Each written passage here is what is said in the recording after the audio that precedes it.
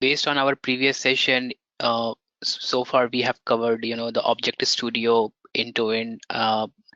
There are few remaining things that I'll be covering today. We have seen how we can, start with the desktop automation and how we can do the web-based automation. And we will consolidate everything in the later sessions. Today I will be taking some of the small things which you will be using while creating your processes, and apart from that, how you'll be doing exception handling. Yesterday I also spoke about the weight management, like how you will use the weight stage in the Object Studio to manage the timeouts, and because you will not have any control on the timing of the any element visibility when it will be running on the production. So how and how efficiently, dynamically or statically you can manage the timeouts. We have seen yesterday. We'll see some more example going forward, and once we will have everything in place. So just to start with, I'll just review some of the small example that I did in the previous session in starting. So if you remember, I gave you one of the exercise, right, where I asked you to calculate the reference number. I mean, in the Excel sheet, how you will do that when you have, let's say I have a, yeah.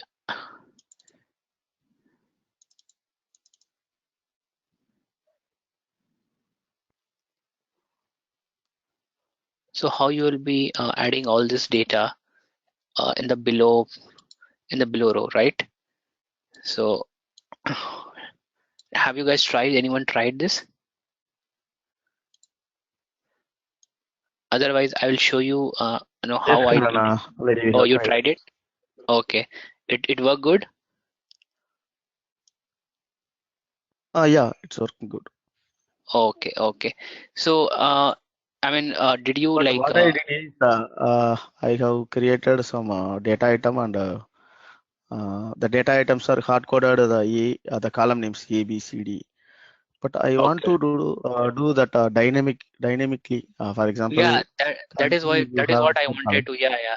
That is what I wanted to tell you, like how you can do dynamically. So, Okay, yeah.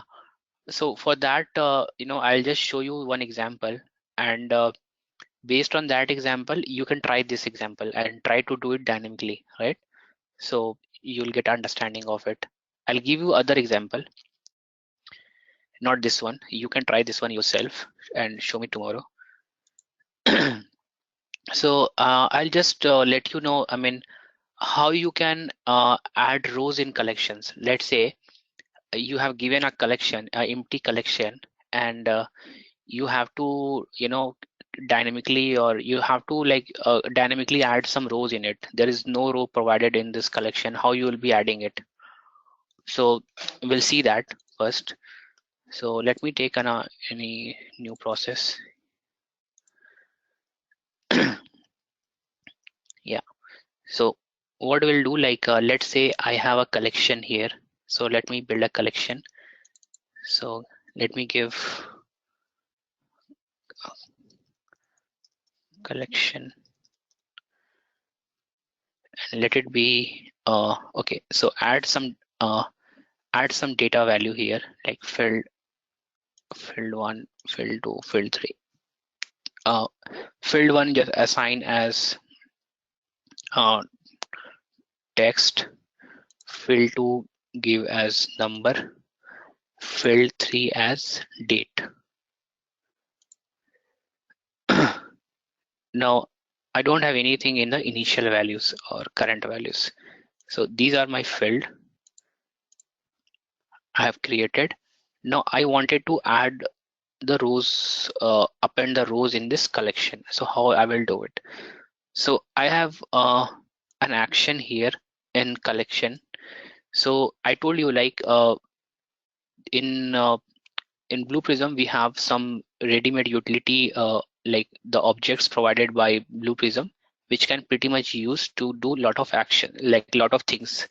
Whenever we'll be working in the processes, in order to make it more easy and understandable, we have several ready-made things that we can use. So if you go here and you say add rows, so if you go down, I have imported so there is internal business objects which is provided by Blue Prism, which let's say is collection, right? So as soon as I bring it, you have some actions here like add rows, copy row, count column, count row. Sometimes you have to count how many numbers of rows are there, how many numbers of columns are there. You can remove all rows also. You can remove row also. So for now, let's say I just add row and just give my name of my collection.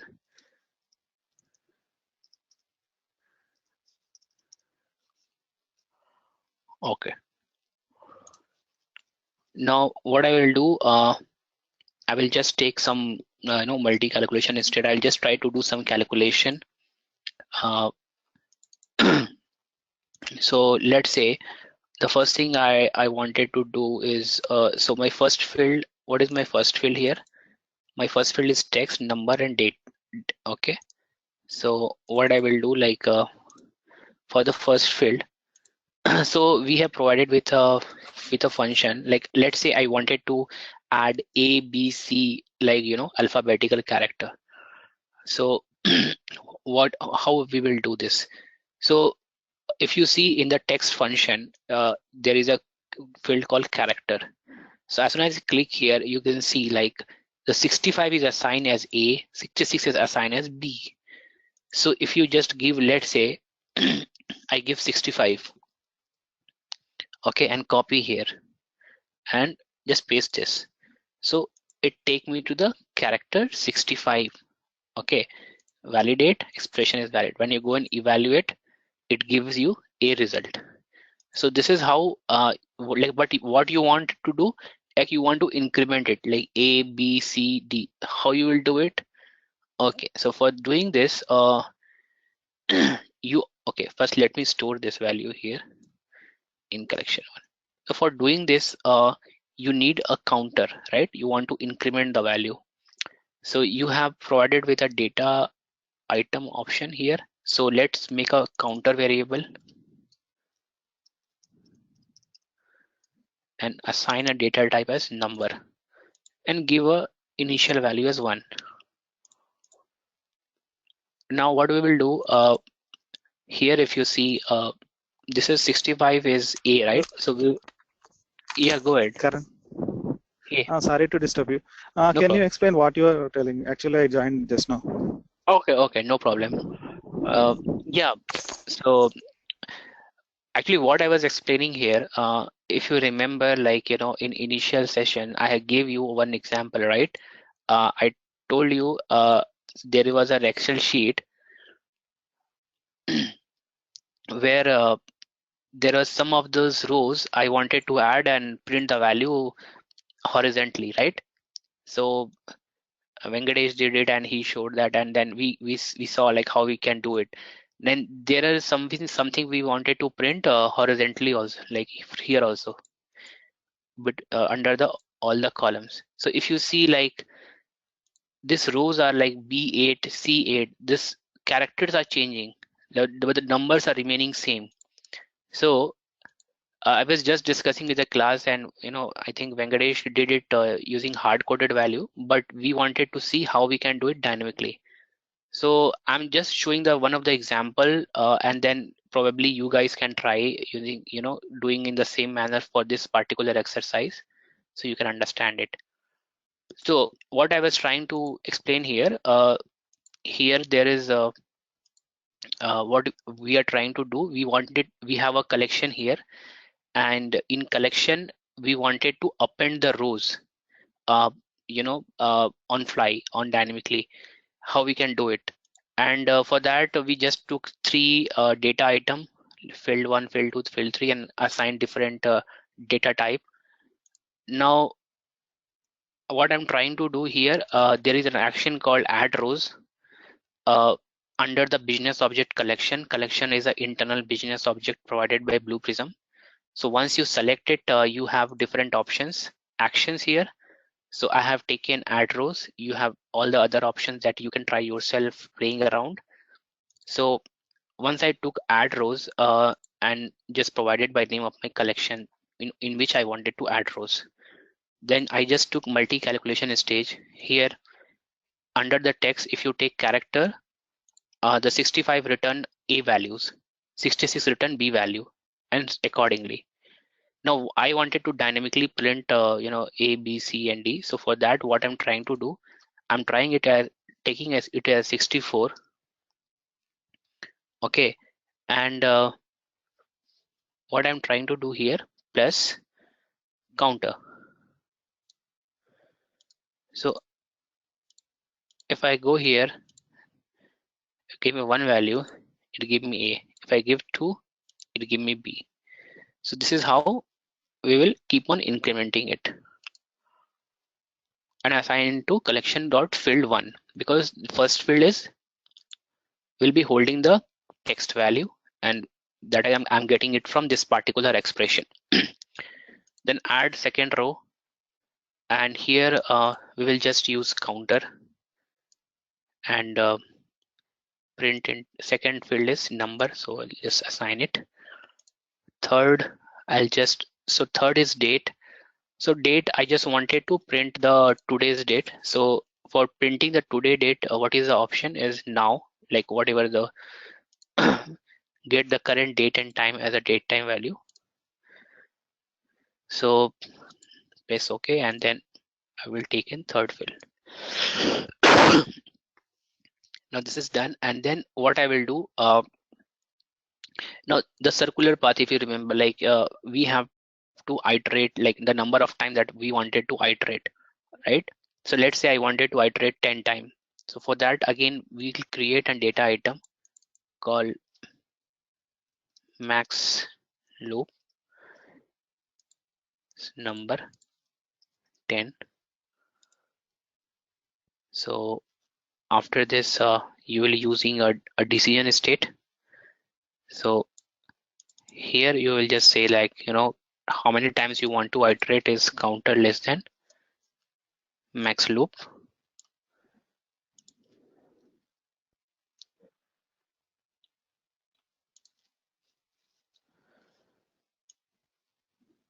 Okay. Now, what you want to do, like if the counter is less than max loop, you wanted to increment the value. So for that, you have a calculation stage. You'll bring the calculation stage here, and here you will just increment the counter again plus one, and then you will put the same value in the counter. Okay, and then just end it.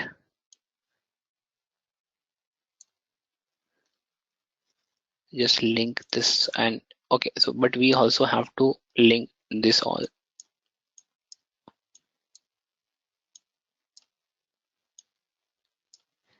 And there is an anchor state to help us connect this.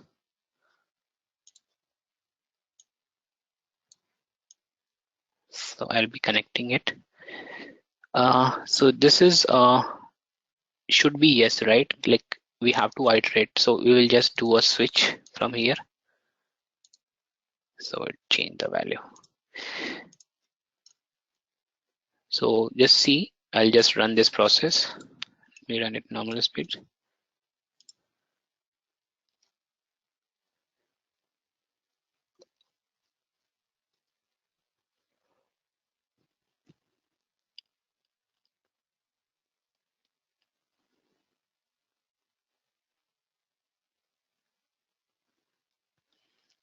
So the rows values are getting increased.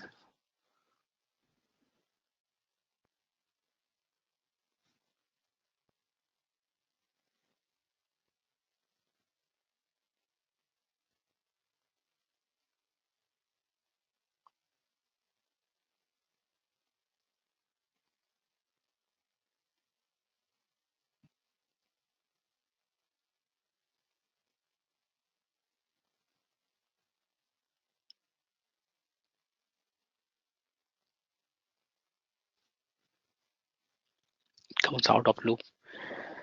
So you go here and check the value here. So initial value is blank and the current value you'll get all the field. So A, B, C, D. So this is see like how you dynamically got A, B, C, D, and you can use the same logic to do the next exercise that I've just shown you, and we'll see tomorrow.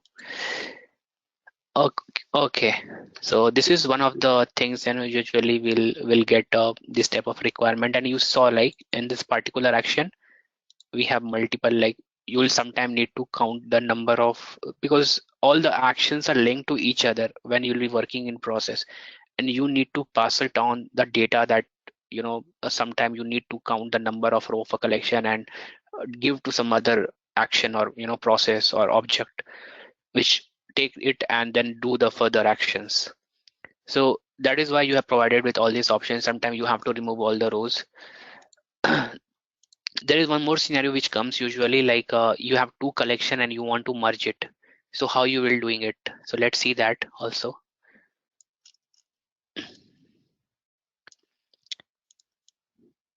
So we have also here one more option. So you see like we have getting different color here, right? So you can also use different colors from here. There is some, I'll show you that there is a link here, because this is what we use for like when we have some input variable, you take all the value inside it. So see, I just selected this, right? So this color that you get, sometime what we used to do, like we just wanted to highlight these two things as an input variable and put it in a block. So that's what, like we just wanted to say these are the input variable, and then let's say this is something called output variable, so put it in other block and give some color as red. So this is how you can make your process more readable, so somebody can easily understand what is input and what is output by color assignment. Yeah, just something that we can use on a daily basis. Okay, let's see how we can basically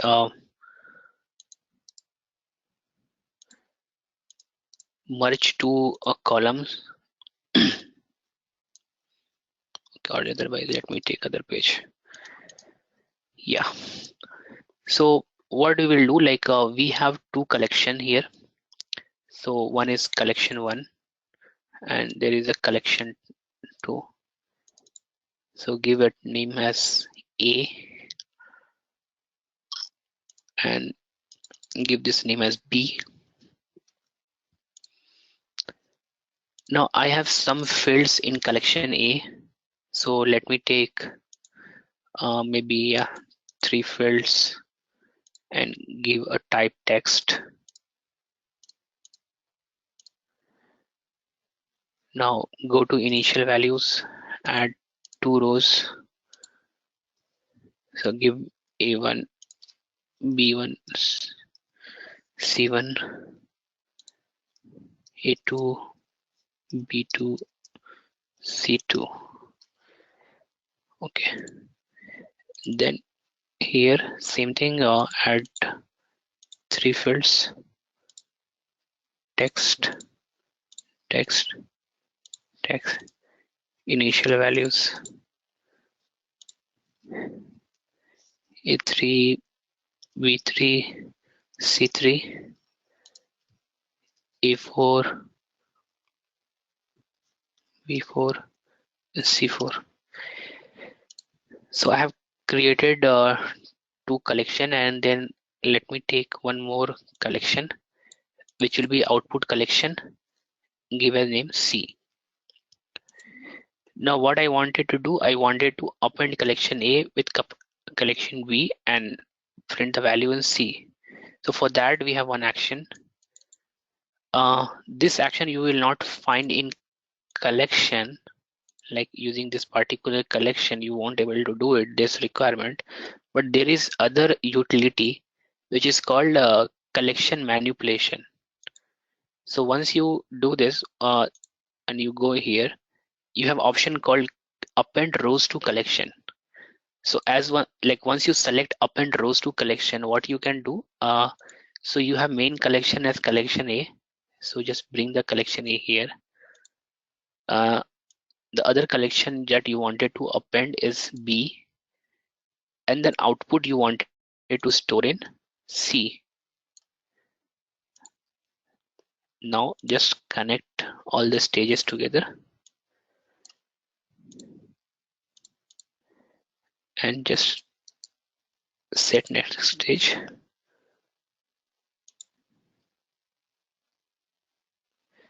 C.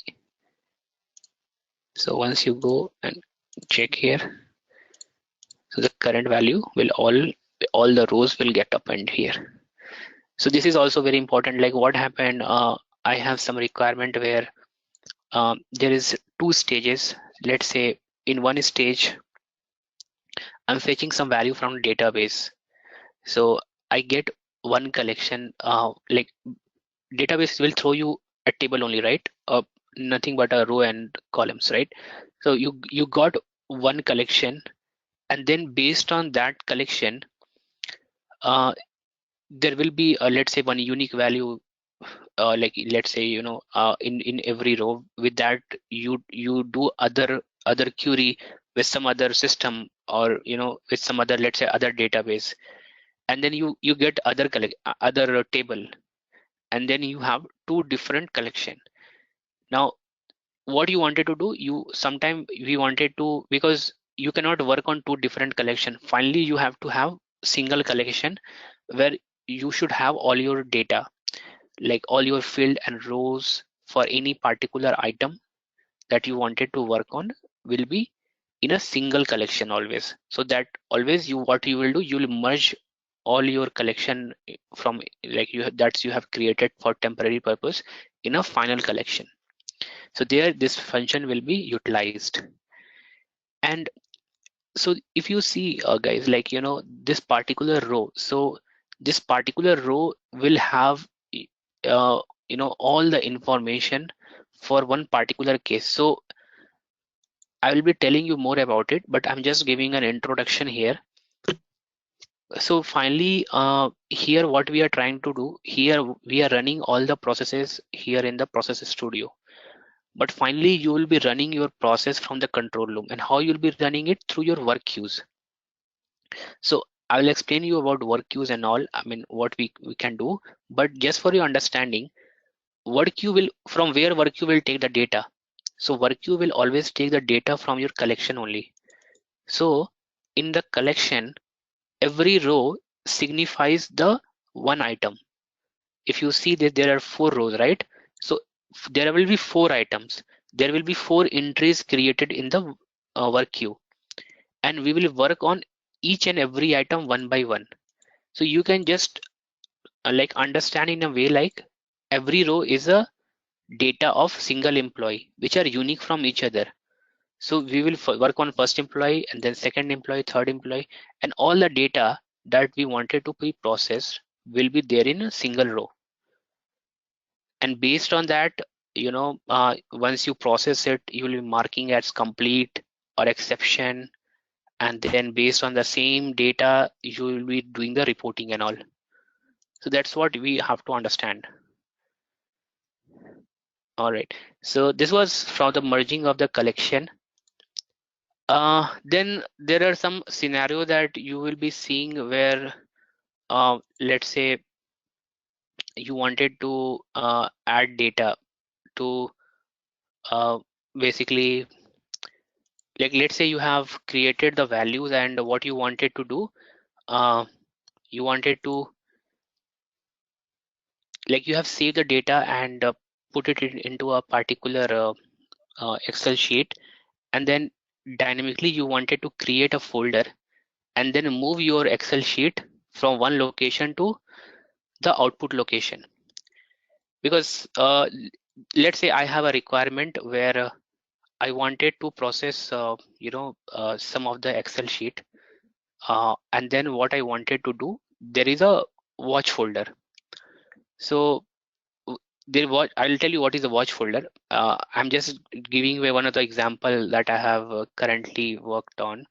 So what happened, like when you're doing the processing, once you have the final Excel sheet, you process it and then you put in some specific folder. Because what happened, as soon as you put it in a specific folder, there is other application which keep on checking if there is anything coming on this particular folder or not. So once there is data in that particular folder, it will fetch it from there. So let's say I have other application which is called Pega. So Pega is a case process management BPM product.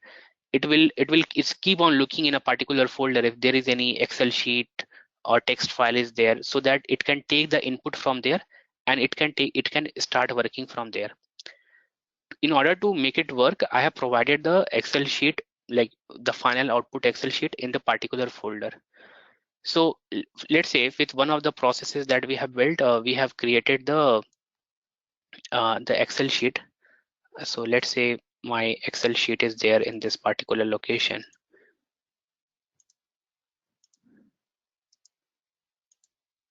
Yeah, it's already there.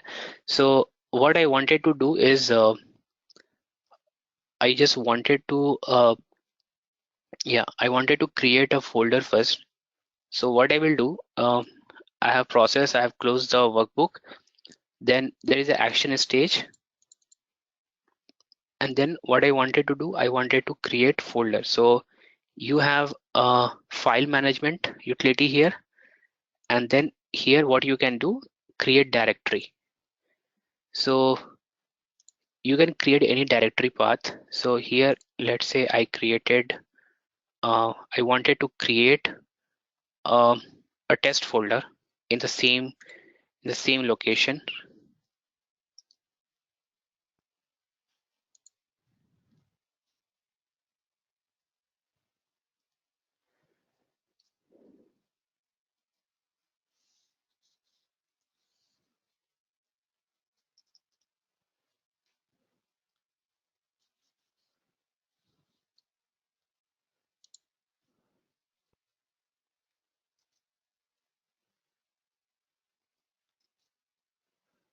Okay, and it's a error if already exists. So true. So let me first process this. Let's see what it do.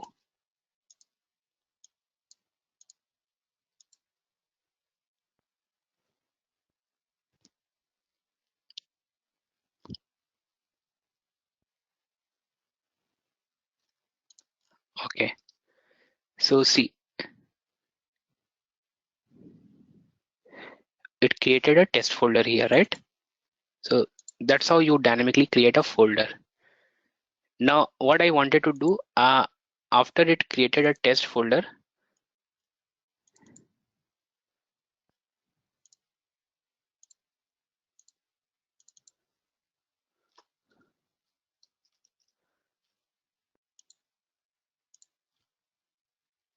I wanted to move my the text Excel sheet from one location to other location.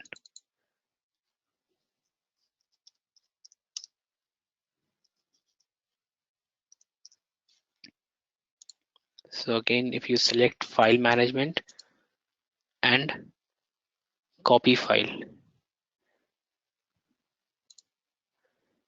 so you can give the file path. So file path is just copy as a path, and then you can give the destination path here.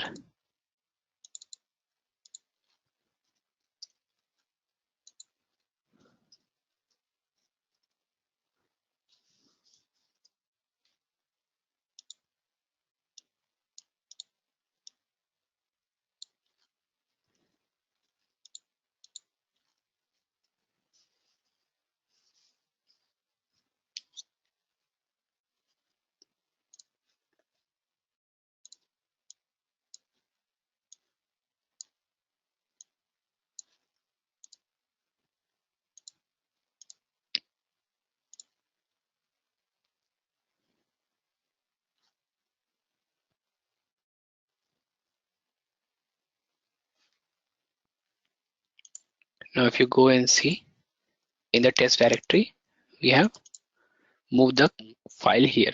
So from here it just moved here. So this is how, using this uh, utility file management, you can do a lot of things. You have a lot of options here. You can try from your end. And this is we definitely will be using when we will be working our processes, the advanced thing that we wanted to do. So these things are very much used. I hope you understood, these things. Now, there is one more thing that I wanted to let you know. So there is some export and import functionality is there within Blue Prism, right? So let's say I have some. So here, if I have some utility, so I have this business object utility that provided by Blue Prism, right? So let's say I wanted to import this utility into my Blue Prism. So for that, what I can do, if you go to file, you have option called import and export. So once you click import, you can browse your path, and here you can select under the zone, let's say foreground locker, some utility is there. So as soon as I complete this, you will go here and this will move here.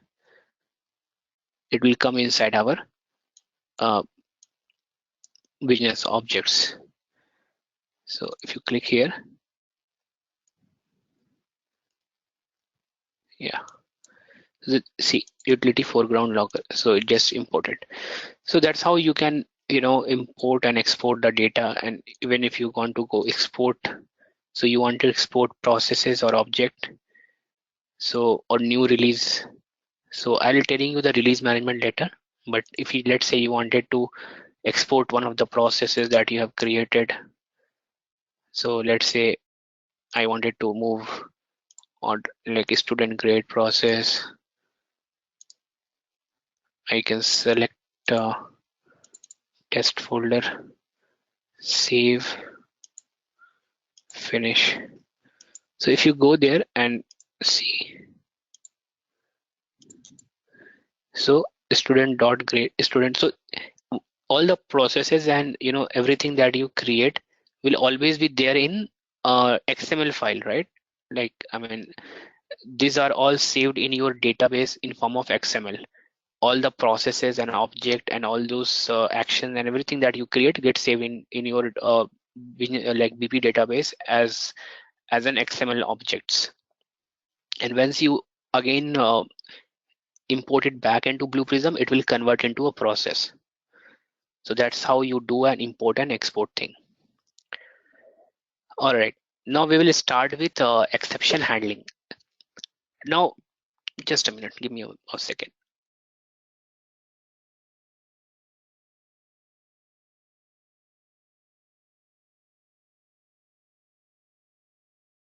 Yeah, so if you remember, like yesterday, I have shown you that there are, like, for the particular processes, the one that we built yesterday for, yeah, I think this only. So this is one of the process that we build for create code web automation process. And here there can be some when we'll be running this process, there can be some exception. So when I say exception is nothing but there can be some error, like let's say the particular element not found, or this particular the data that we provided is not, it's not feasible, or there can be any kind of error that you can receive when you are running the process. So even yesterday we saw, like in the launch state, when we have increased the process speed, before coming to the user ID button, it was trying to input the value and it was not able to find the element, so it gave the element not found exception. So obviously we have some, like wait stage provided in the Objective Studio, through which we can, try to do maximum handling, so that there should be no failure. But the failures are not in our control. The failure can happen for any reason. So in Blue Prism, there are two kind of exception that we will be dealing with. One is called system exception and one is called business exception. So system exceptions are nothing but anything which happen because of system issues, like connectivity issue or any type of issue. And then business exceptions are nothing but which happen because of like any data issue, like any rules are not mismatching, any business rule is getting failed. So those are business exception. And there is internal exception, like obviously you won't able to find some of the elements sometime. There are some issue in your process because of which this it is throwing. So it is Blue Prism. Basically it's an internal Blue Prism errors that get caught. So but on a high level there are only two type of exceptions: system and business exception. So usually what we do in a real time, business exception we usually don't retry it. Only the system exception which has caused because of any network failure or any connectivity issue, all those things, we wanted to retry it. But how many retry you wanted to do, the business analyst will be telling you, like either you want to retry 2 times or 3 times, because obviously you do not want to retry many times, because the application that you are retrying, the password might get locked. So there is a limit for which you wanted to retry it. So what happened, so this was just a background about what is exceptions. uh, Now what happens, like let me run a process first, and I'll just, so let's say this is a get output, right? So here we are trying to get output reference number of the code and the price. So let me just first open this particular object. What we will do, we will try to change something in this particular object, so that we will deliberately make it fail, and then we'll see like what happened. So in order to make it fail, what we will do, like let me take one of the element here. In the path, what we will do, we will change the path, so that it won't able to find the path. So let me, instead of div1, we'll give div2. Okay, and in total price also we'll make the changes. So div1 it will give div2. Okay,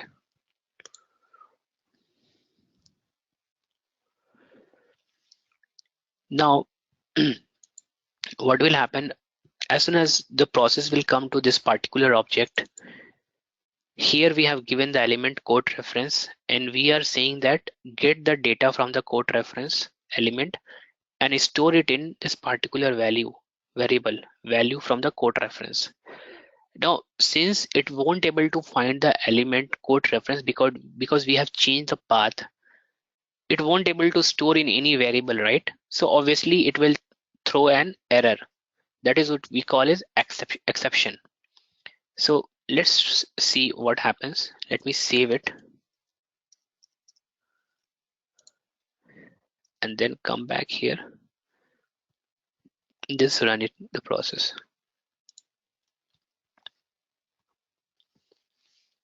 All right.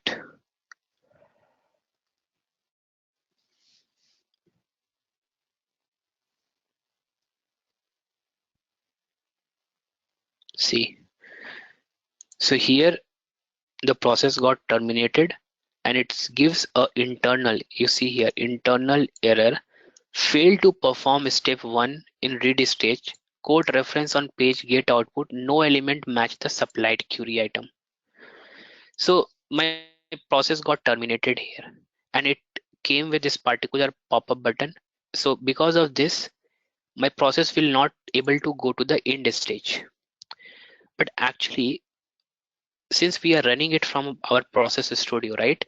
And that is why you're getting this error, and your process is getting hanged in a particular stage. But when you'll be running from the control room, you won't be running it manually. It will be run by the bots, and then based on that, if there is any failure happening in between of the process, even the failure is happening, your process should complete to come to an end stage. So in any case, your main aim is to make your process come to end stage. Either is fail or pass, it does not matter. Because if it is going to get fail, there are other options, right? I mean, if it's going to get failed, obviously you'll mark your process as exception, and then either someone will retry after some time, or you will ask the bot to retry after some time. But it need to get to end stage, otherwise the process will not know what is the current state of the process. So because of that only, Blue Prism is provided by with two options, which is called recover stage and resume stage. So what this two stage will do, whatever error that you are getting, because of any particular object or anything in the process, the error will be captured by the recovery state. And as soon as you capture the error, what you wanted to do, you wanted to pass to resume state. So once it comes to resume state, all the exception that passes from the recover to resume get deleted, and then finally you can end your process. So what we can do, just connect a recover state to a resume state and resume to the end state. So anytime there is any issue in your process, it will automatically get captured with the recover state. And so you can say, like, the one thing that is you can observe here, you cannot connect recovery state with any of the any of the stage. It won't able to connect, because error can happen at any stage in your process. And as soon as error happens, the recover state will capture that error and store that error, and then it will pass to resume. But as soon as it comes to resume, the error is gone. There is no more error, and then the resume will come, it will go to the end state, and the process will end it. So now let me run this same process, but what we will do, we will just put a breakpoint here. So we will see how this works.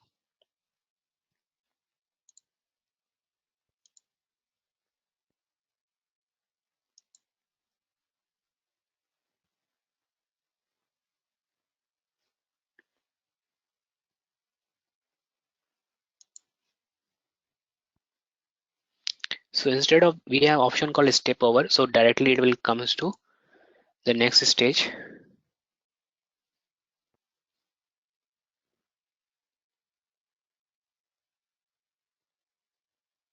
See, so whatever the exception was there, it got captured by the recovery stage, and I step it, it goes to resume.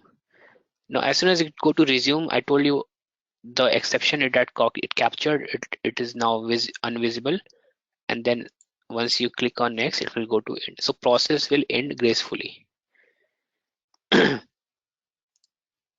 Now what we can do, like I wanted to understand what kind of exception that it captured here, and I wanted to store that exception that it captured here. Because what, like, once you will go into your control room and you will see a queue, there is a column called exception type or exception detail, and that column should have the understanding of what exception actually you got. Because this control room will be visible to let's say it can be visible to support team, it can be visible to your application owner for which you have automated the things, right? So they will come in morning and they will see which all exceptions are there, which they can process it manually. In order to do that, they have to understand, get the detail of the exception, so that by reading the particular item, they can tell that, okay, this particular item got failed because of this thing. So what we can do, you can add one calculation stage here.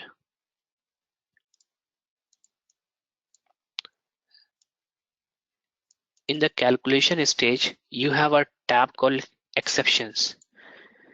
So this give you exception detail, exception stage, and exception type. So if you bring the exception type, it will give you exception type, detail type. If you give the exception detail, it will tell you in detail like what was the exception that you have captured.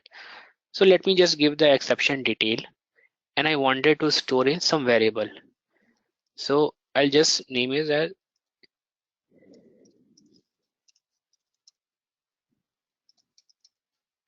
exception data and just create it.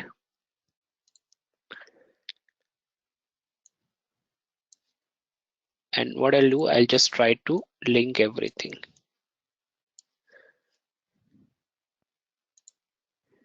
Now let me run this.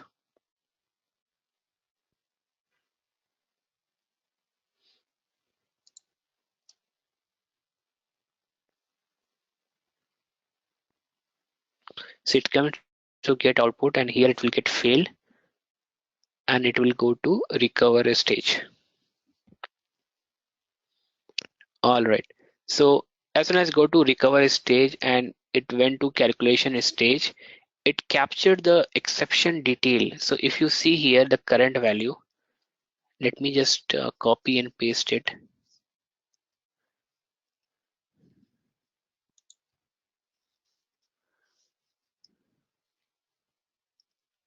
So failed to perform step 1 in read state code reference on page get output, no element match the supplied query term. So the particular exception that we saw, it get captured and it's stored in this particular variable. So that is how you can store the exception detail. Even if you want, uh, you can also store the exception type if you want.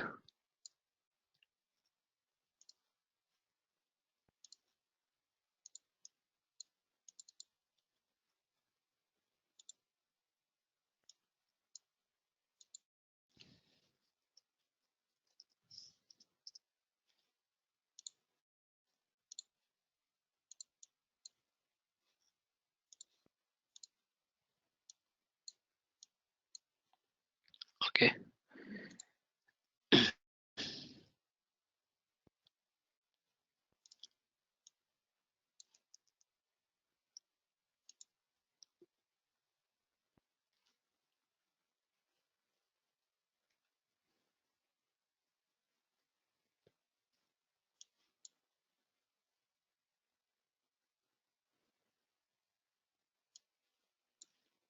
Now see, the type it captured is internal. So this is an internal exception. So this is how you can capture any type of exception, and then you can also store the value. You can preserve the value of the exception that you have captured in the variable, and then you can store it, and then finally you can pass it on wherever it's required. So this is the main concept about the exception. Now there is one more thing. As I told you, like anything that you pass after resume, it didn't get captured. And like if you wanted to store in the calculation stage, or like whatever exception actually that you capture, it get vanished once you pass the resume stage. Let me show you practically how it happens.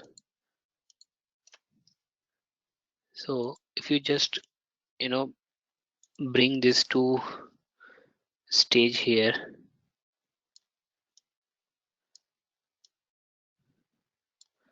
and I just link.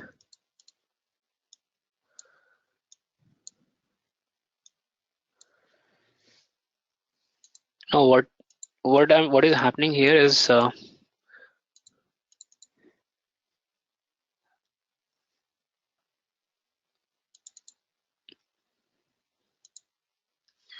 here like after resume I'm passing the value, but After resume, there is no exception type and there is no exception detail.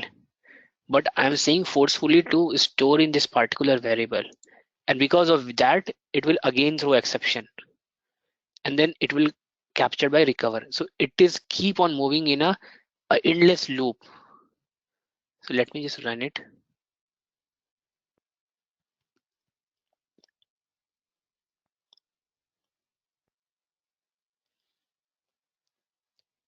It won't able to come to the end stage in this scenario. So if you see what happening, because of this issue, it got captured here and it passes the exception to resume. After resume, what happened? I just passed to calculation stage. I told, okay, calculate the collection like exception type and put it in one variable, but that exception type does not exist because it's passed the resume and it deleted the exception type and exception detail, because of which again it got exception and it keep on looping in the same thing. So that's why we should never have anything in after resume state. Everything should be there before resume state that we wanted to capture. Now let me move it back.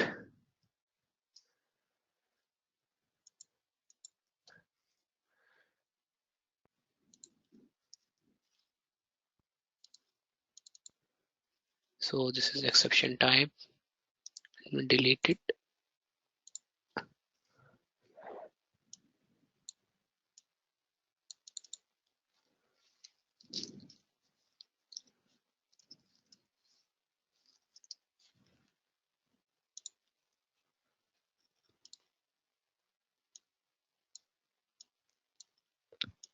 Okay.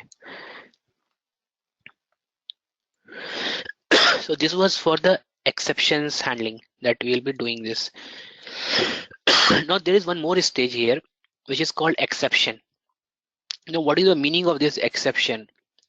Now this option has been provided by Blue Prism in order to capture any, the user defined exception.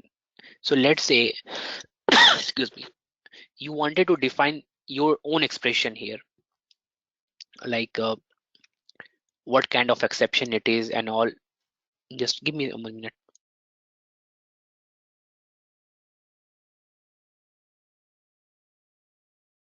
So you got an exception here, and instead of passing a system defined exception that we have captured before, you wanted to define some user specific exception, that you wanted to tell, like if there is any, that's some text that you wanted to pass from your end, which I mean someone can read and understand this is a valid failure and take the corresponding action.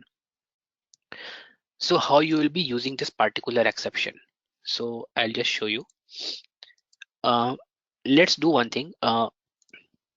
So we have changes something in the get output object studio. So let's go here. Here what we will do, we'll bring okay, so we'll bring a exception here. Okay, and will also become recover and resume.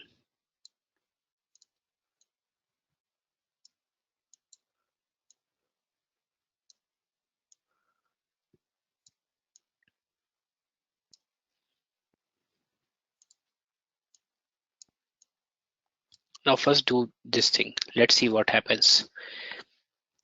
So here in exception, I told you we can define our own exception. So let's say you define as, system exception and give some value here.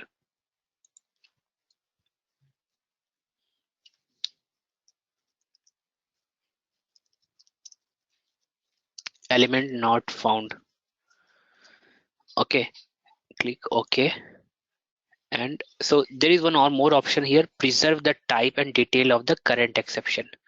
But I don't want to preserve the type and date of the current exception. So this is the previous exception that we are getting because of the failure. but we wanted to pass the current exception that I am defining, element not found. So I'll just keep it unchecked. But if you check it, see if this is will get grayed out. But if I uncheck it, this will be the valid. So yeah, so what will happen because of this failure? It will come to the recover. It will go to the resume, and here again I am passing the exception. But there is no exception, right? After this resume state, and since again I have defined exception, it will keep on looping. So let's see what happens if I define in this way.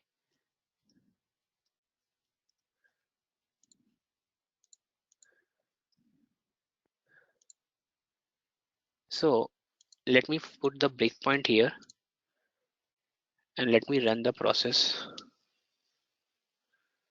All right, now let's go to Object Studio. Now you are in Object Studio. Okay, next step, it is looking for the element but it's not finding it.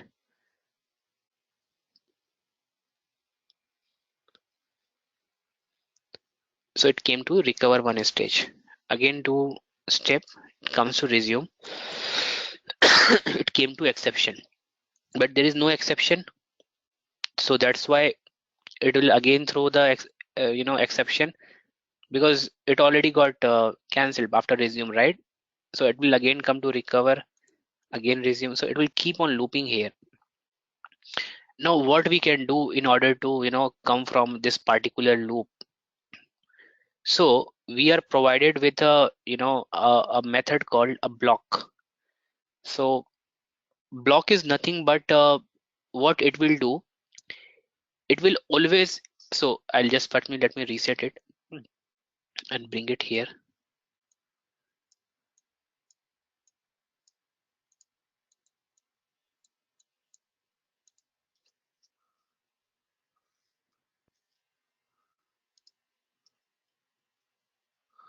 Okay,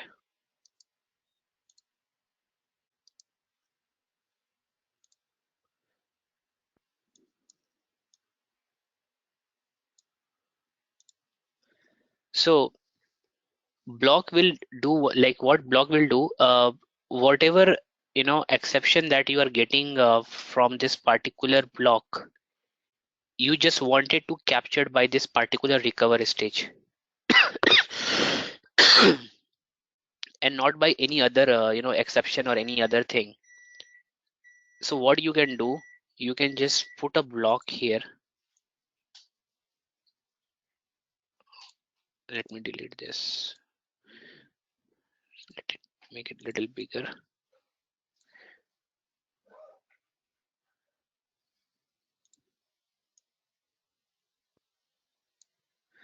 So what will happen in this case now, as soon as it comes to code reference stage and it will throw the exception, it is always going to be caught by recover one stage. And because of any other exception, this won't get affected. Like it if there is any other exception, this won't catch it. It will only catch the exception which is thrown by this particular stage. And this particular exception will not bother by any other exception. Let's say if you catch exception here, then this particular exception, I mean recover state, will not catch the exception from this particular stage. Because if you remember, for total price also we have changed it. Although in this initial stage only it is capturing the exception and it is moving to resume stage. Now what will happen? It will come to exception stage. So as soon as it comes to exception stage, and we say that is a system exception type, right? An element not found. So what will happen? This particular exception will remain. It will not get killed, and this particular exception will it won't again catch this particular exception, because it's only capturing the particular exception caught by this particular stage. So let me just save it and run it and see what happened. So I just save this particular process and run it again. So here what is going to happen, whatever the value that I have used there, it will get captured in the exception data. So just let me run it, see what happened.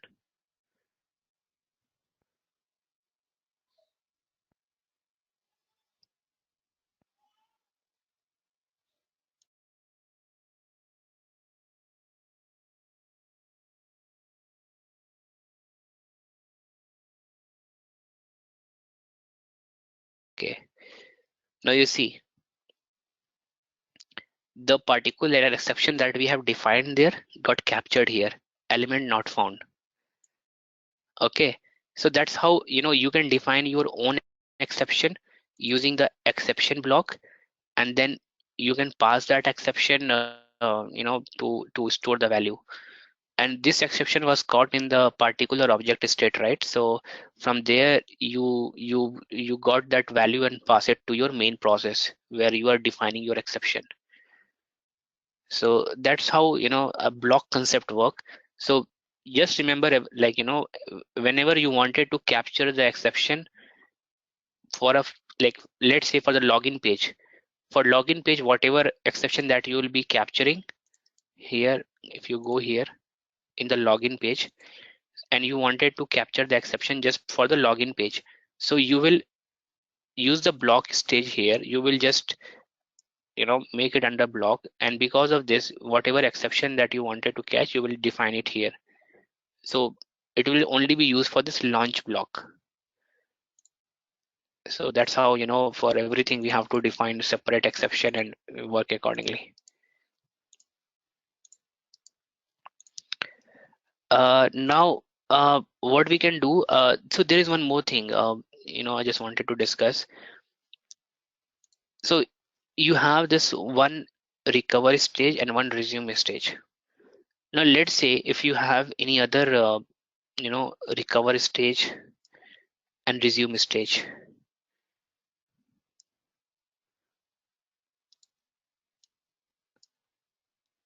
Can it will work?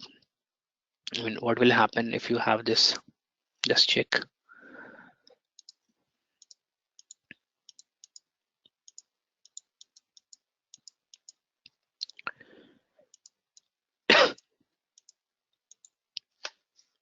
Yeah.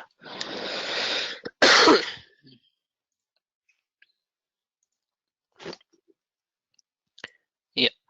So there's one more thing is, like, if you have already created one recovery state and resume state and you are working on it, even though you go and create a next recovery stage and resume stage or another recovery state and resume stage, it won't, your process won't be get affected. Only the first recovery stage that you have created is only going to capture any exception which is get caught by your process, and the other exception, I mean other recover or resume state that you create will be redundant. They won't have any impact. So just let me run this process and show you.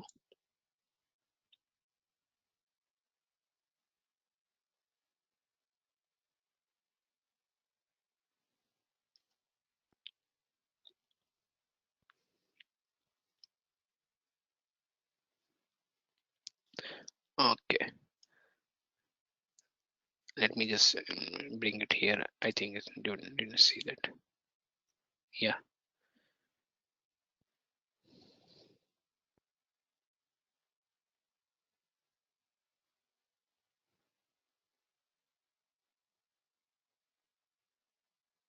See, it is only going to use this particular recover and resume state only. It is never going to use this particular recover and resume. So every time the process is going to use the first recover and resume state only, it won't take into other recover and resume state into consideration. So that was one of the more concept. And yeah, there is one more thing for the exception. So let's say you have different layers, right? You have your main process, then you have your sub process, or let's say a page, and then from that page you are calling your business object. So you have three layers. There is one main process, main page, then you have your sub page, and then you have your business object. Now you captured an exception in your business object, and then you are going to pass to your sub page.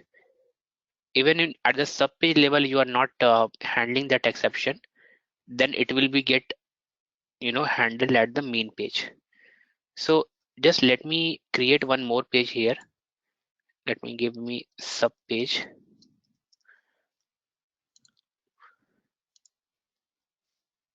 And what I can do, the last stage, which is output,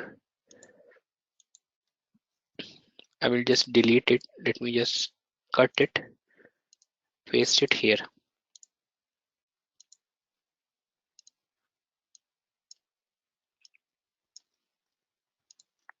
Here what we will do, this is the page stage here.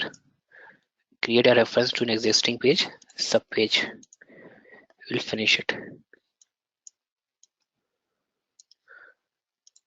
Now this is what I wanted to show you. Like, we have main page, we have sub page, and we are getting the the exception in this particular stage, but there is no exception handle. There is no exception that I've handled in this particular page. But even though we've not handled the exception in this particular page, my process is not going to fail. What it will do, it will pass it on to the upper level, the main page, and here the exception detail will get captured and it will show you what exception details are. So that's is called exception bubbling. So you capture the exception at the lower stage, and even it's not handled there, it will get passed and pass it on to the upper layer, the main page. So just let us run this thing and see how it happens.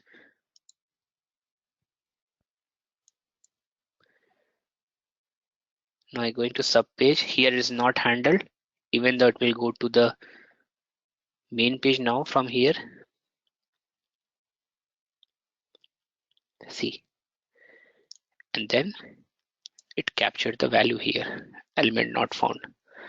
So this is how, even you have 3, 4, 5 sub pages and you have not captured the exception in any of the page, but the finally it will going to come to your main page, and it will, whatever exception that you have defined here is going to capture, and it will show you the value.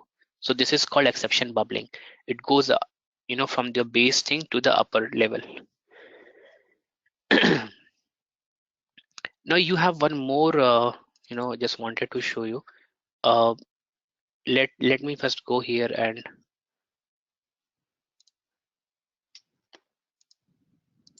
correct the values.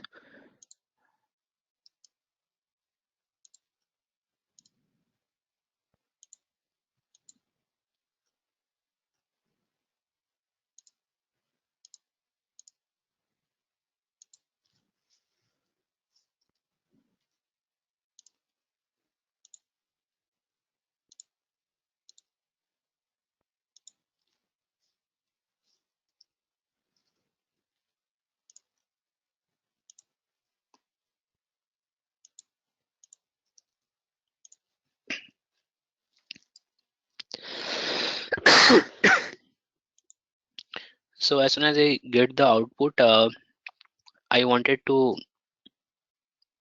yeah, so I wanted to terminate my application. What I will do for that, or let me just delete it from here. And so as soon as you got the total price, what I wanted to do, I wanted to terminate it. So for termination, you have a navigate stage. Once you go here, you can bring your, the application here, and you see there is called terminate. So while using this terminate, what it will do, it will terminate the application. It will close down your application because you don't want your web page to remain open. So there is one more option to terminate it.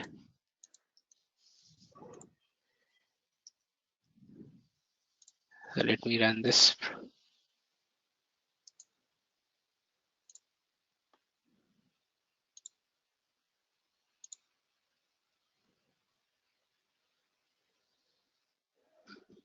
Now this time it didn't fail and it closed the web page that was open. So I mean, this is how you do the termination, because sometime you wanted to uh, process the web page, but you don't want to keep it open after passing out from one stage. You wanted to open the other web page. So there is one option. I just showed you this how you can terminate the application. So basically, today it was basically more about exception handling. I think you must have got your concept for the exception handling. So just to again, just recap this thing, recover always attract the exceptions, whatever get captured in your process. And exceptions, just remember, exceptions are always active between the recover and resume. Once it's passed from the resume, this exception get neutralized.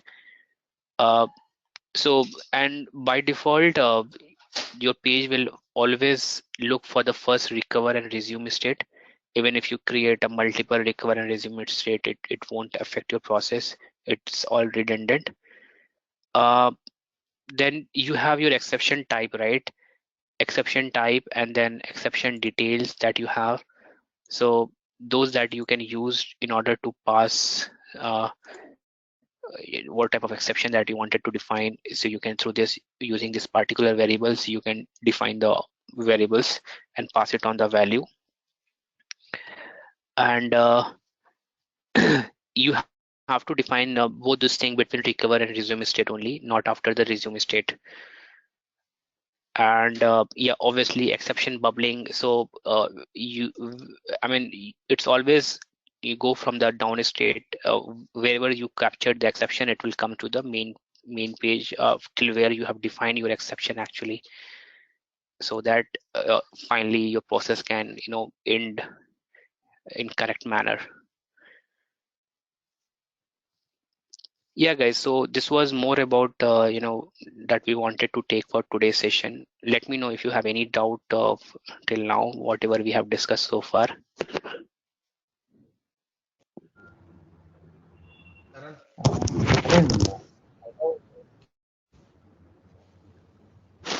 Yeah, go ahead, I'm listening. Yeah, Lakshman, go ahead. Karan, actually, Yeah. yesterday you're teaching about that BP travel website, right? Pardon? So in that BP travel web page is there, no? Right, Yesterday right, you're right. doing a program in that. So in that we have one checkbox, one-way checkbox, Right, right, and below that one-way checkbox there is a text box called returning. So if right, right, you check that checkbox, that particular returning text box is getting disabled. right. But if the checkbox is not checked and people wants to enter the returning, then how to automate this both the things in an automation way? So you have this checkbox here, right? Once you create a code, you Right. go here. So you selected something and you given some data and you say click here, right? So Right. obviously when you select one bay, right, you don't want to print something for the returning, right? Ah, That's a usual thing. And when you deselect it, you can basically give the particular option here for the returning page. So what is your use case? Like what you wanted to do? no, I have one Excel sheet. I will be having some set of 10 people's Right, travel details. Okay, so few people will be right, having requirement of coming one way, and few people will be having the correct. two-way. So if one guy is having two-way option, so he has to enter. For example, if returning will be mandatory if the person is traveling two-way. Okay, Yeah, so that's correct. in Blue Prism, how we will understand if checkbox is checked, then returning is not mandatory. If checkbox is not checked, then returning is No, mandatory. How no, to do this? actually, what is going to happen? So first thing is launch, right? Now once you Right. launch it, so launch will be one time. Okay. Now after that, whatever option that you are seeing, it will run for every customer, right from the first customer to the end customer. Right. Okay. Now for the first customer, it took from to and departing date. one way, not one way, it's going to be two way, let's say, and it given the, so in that case it won't check the particular value. Okay, and again it will come for the second customer, and in that case it will again take from the from and to and then departing, and in that case it is wanted to check the value here. So if you wanted to check this particular item, you have to use the writer stage, and then you have to pass the value as true. So once you select true, this particular checkbox will get checked. If you'll pass false, this will get unchecked. So you have, it's like a flag. So if you pass true, it will get checked. If you pass flag false, it will get unchecked. So even if it is checked, from starting, I'm just saying, and if you wanted to uncheck, you just can say flag as false. It will uncheck it. Okay. So based on Yeah. that flag, you have to keep a decision so that we can enable and disable the Right, returning right, customers. right, exactly. Thanks, Karan. Yeah. And once you will try from your end, right, so it will get more clear.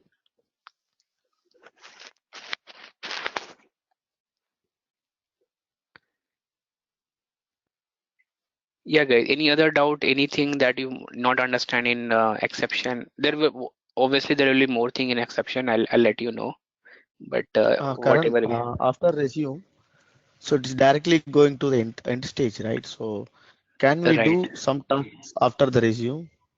Yeah, definitely you can do it. That's what the retry logic will come in into effect. So before going into end, you can retry again. Okay.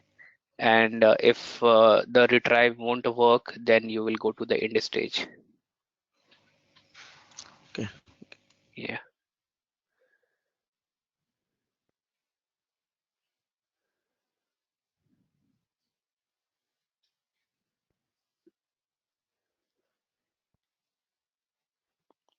Any other question, guys?